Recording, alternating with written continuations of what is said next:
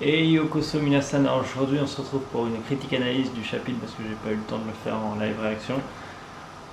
Donc on a eu dans ce chapitre en fait un peu le flashback, du flashback de Erbaf avec Lilin.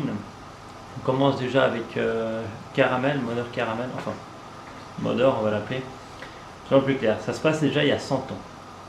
Donc il y a 100 ans déjà, environ, elle était déjà plus jolie que sur la photo qu'on a. Donc elle intervient en fait suite à une condamnation de plusieurs géants qui ont été arrêtés par la marine et suite qu'ils ont perdu leur leader, ils ont été affaiblis, ils voulaient peut-être plus avoir la motivation de se battre, mais ils avaient perdu leur chef. Donc là on apprend qu'elle les sauve pour éviter une catastrophe, que les autres géants se rebellent par la suite s'ils auraient été exécutés. Enfin c'est tout un micmac.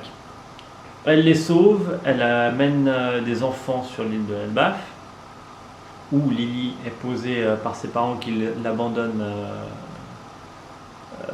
sur l'île de Elbaf. Avec, en fait, après elle va être recueillie dans la bergerie, ils appellent ça. Et par la suite, en fait, on voit qu'il y a plein de gamins qui ont plein de problèmes. Il y en a un qui c'est un prince qui a été renié de son pays, un autre qui fout la merde partout. Et t'as Lilin en fait qui est vachement grande. Bon, c'est bien cité qu'elle est humaine, donc elle n'est pas géante, arrêtez avec les théories. Elle est bien géante et en fait elle essaie de se faire des amis, mais elle n'arrive pas trop parce que les autres comment on peut dire ça, il la dénigre un peu à cause de sa taille. Puis elle est assez costaud quand même. Donc il y a ça, il y a le fait qu'aussi elle essaye il y a une bagarre entre un ours, enfin elle appelle ça papa ours et papa loup, et en fait elle les enferme dans la cage pour qu'ils essayent de se réconcilier, mais en fait le papa ours a bouffé le papa loup, donc pour le corriger en fait elle l'a puni, sauf qu'elle l'a OS le papa ours en un coup, donc le machin quand tu le vois il est énorme, et puis là t'as Mother Caramel qui se dit putain elle l'a OS en un coup. Donc voilà, ça porte bien son titre au nom, elle est née Destroyer, elle est née pour détruire.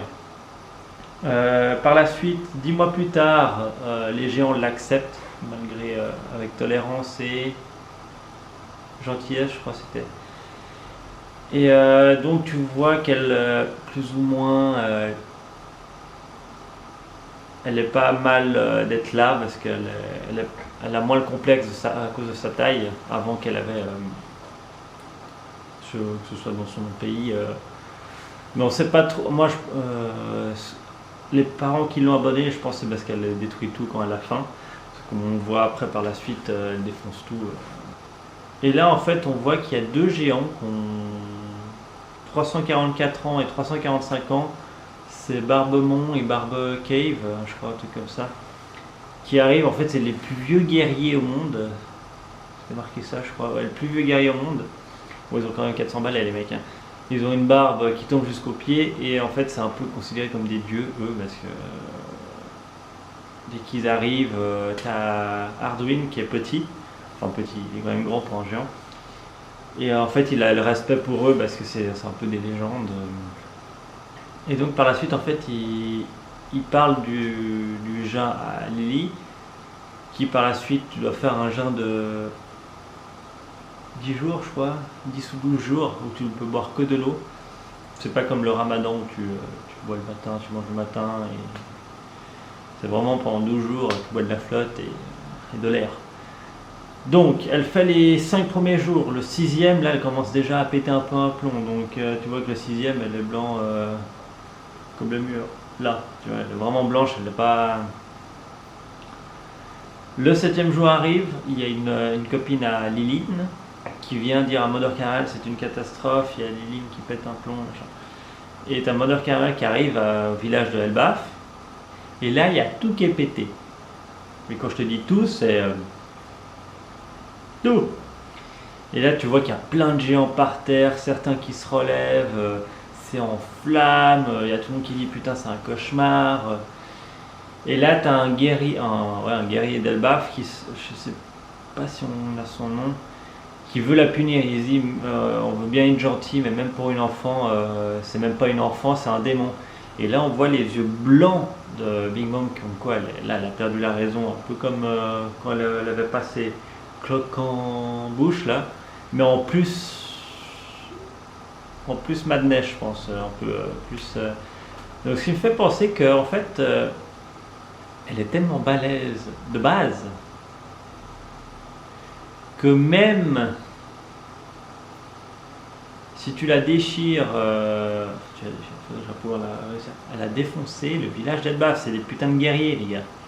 Elle avait dans la dizaine d'années, elle les a défoncés. Alors, est-ce qu'elle a utilisé le haki des rois sans se rendre compte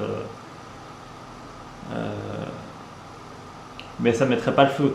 Donc, elle s'est vraiment battue, je pense, à mon avis. De toute façon, je pense qu'on aura dans le prochain scan. Mais je le vois bien, pourquoi pas une arme antique contrôle pas. Parce qu'on a eu ceci qui contrôle Shirahoshi, là, qui contrôle les rois des mers. On a Mononosuke, qu'on dit soi-disant c'est une arme antique parce qu'il peut parler à Zo. Donc ça, je crois que c'est plus l'héritage de sa famille, ou un peu comme Roger, il a la capacité de tout entendre. Pourquoi pas une arme antique, hein, on sait que Shirahoshi elle est, alors qu'elle est un peu nulle, enfin elle est nulle. Et elle reste un peu dans la même taille que Shirahoshi, elle est énorme par rapport à sa mère, donc pourquoi pas ce serait un signe, je sais pas, c'est une pure supposition, c'est pas une théorie. Mais très bon chapitre, on voit enfin cette île de Elbaf que j'attends mais depuis qu'on en a parlé, en fait, Little Garden. C'est vraiment une île, un arc, j'aimerais bien, je sais pas s'il va faire un arc complet ou que par flashback, mais je pense qu'il y aura un petit, ou un arc de transition, parce que Usopp rêve d'y aller, et puis Luffy aussi, mais plus Usopp rêve de lui rencontrer depuis qu'il a croisé... comment il s'appelle déjà celui-là, Dorine et je sais plus. Les deux, après il y a eu les autres géants encore à Enies Lobby qui parlent de... Putain, comment il s'appelle, Druggy. Ouais, Druggy. Enfin, les deux géants sur Little Garden. Il y a ça.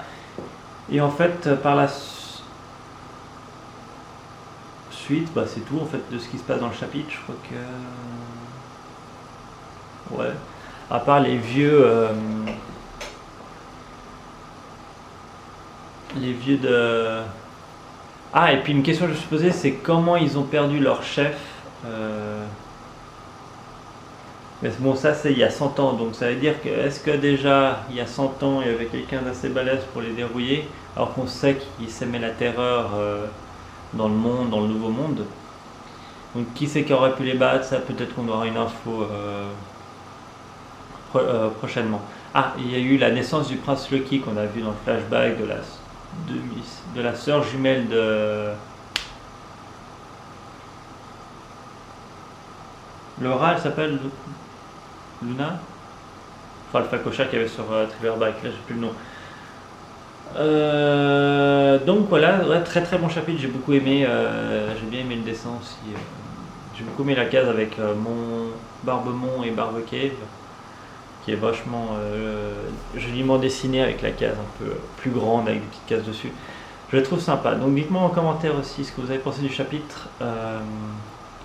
Dites-moi si vous préférez des critiques analyses que des live réactions, je sais pas. Mais je préfère quand même les live réactions parce que c'est plus à chaud. Et donc voilà, mettez-moi en commentaire ce que vous avez, votre case préférée aussi. N'oubliez pas ça. N'oubliez pas que le 3 juin, bon, je vais faire une vidéo à part, mais à Montreux, il y a le One Piece Day pour les 20 ans. Venez nombreux, il y aura plein de concours, des cadeaux à gagner, il y aura à manger. Des événements, il y a One Piece Passion, le doc, au Blue Channel, Manga Workout, j'y serai moi. Il y a Bulle d'Asie, le magasin qui organise avec notre team All Blue. Donc franchement, allez voir sur onepicepassion.fr, c'est vraiment important. C'est fait par des fans pour des fans, hein, comme il y a la fameuse phrase que j'adore. C'est pas un truc, on cherche pas le côté marketing, on cherche vraiment le côté passionné. Et il y aura une partie du musée du doc qui sera là, que je suis impatient de voir, de pouvoir échanger aussi avec lui entre fans. Donc voilà, je vous laisse là-dessus, je vous laisse réfléchir au prochain scan et à ce scan-là, parce qu'il y a quand même pas mal d'informations. Et moi je vous dis à la prochaine, Jana!